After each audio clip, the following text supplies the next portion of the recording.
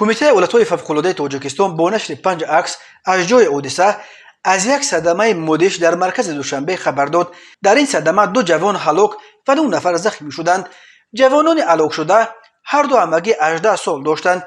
بنا به گزارش کمیته ولایت‌های فوق‌العاده صبح 5 ایون سال 2022 ساعت 09:16 دقیقه و قسم نوبداری این کمیته در رابطه با یک صدمه در مرکز دوشنبه خبر دادند. کارمندان ریاست ولایت‌های فوق‌العاده پایتخت به جای حادثه رفته معاین کردند که راننده ماشین سبکرفت تمغه تویوتا کمری ساکن 18 ساله دوشنبه در بالای پل پوتوفسکی از عهده اداره ماشین برآمده نتوانسته به اتوبوس شهری مسافرکش برخورده است. در نتیجه راننده تویوتا و یک مسافرش که او هم همگی 18 سال داشته ساکن پایتخت بوده است در جای صدمه جان باخته. 9 مسافر اتوبوس جراحت‌های گوناگون برداشتند.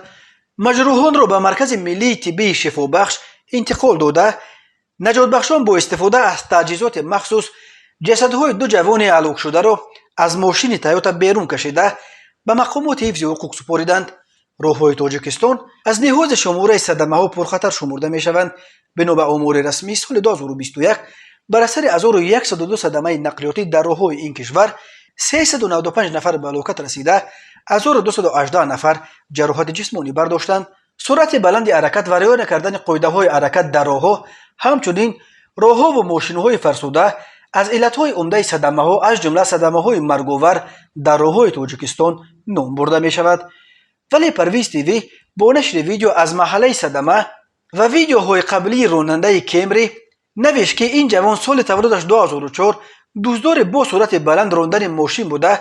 ماشین رانی‌هایش با سرعت بلند را به نوار گرفته در صفحه خود در اینستاگرام نشر می‌کرده است.